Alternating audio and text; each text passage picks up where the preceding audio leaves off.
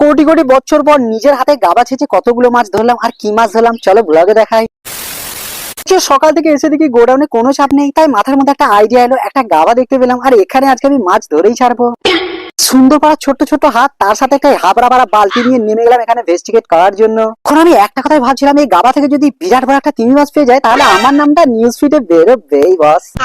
আর কি একটা বালতির মধ্যে 18 কিলো করে জল ভরে একটা নির্দিষ্ট পয়েন্টে ফেলছিলাম, আহা মনের মধ্যে যে কি শান্তি লাগছিল কি বলবো। এমন জল ছেঁচেছি মাছ আবার পাতার মধ্যে উঠে আবার হাঁটুটুটু খেয়েছে।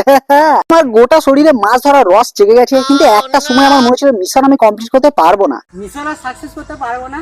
হ্যাঁ, আমি ক্লান্ত, আরেকটু দেখবো 2-3 মিনিট, আমি আর মাছ ধরা আমার ইচ্ছা নেই। এত বড় মাছ পেয়েছিলাম হাতের মধ্যে আমার ধরছেই না। সাকসেসফুল, এই দেখো, এই দেখো মাছ।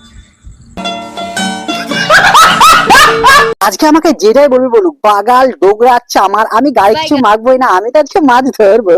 অনেক কষ্ট করার পর পুরো জল আমি মারতেও পারিনি, তার মধ্যে আমি এত মাছ ধরেছি। আর এগুলো কি মাছ তোমরা একবার কমেন্টে বলে যেও তো। চলো চলো আমি বলে দিচ্ছি, তোমরা তো মূর্খ, তোমরা তো জানোই না এগুলো কি মাছ। আমি বলে দিচ্ছি, এগুলো ছোট ছোট তিমি মাছের বাচ্চা, এগুলো অনেক বড় হবে। বহু বছর পর আমি এত সুন্দর সুন্দর টাটকা মাছ ধরবো আমি ভাবতেই পারিনি। এগুলো বাজারে কিন্তু এখন অনেক টাকা দামও হবে। মাছগুলো টক করবো না চচ্চড়ি করবো, কমেন্টে বলে যেও তো।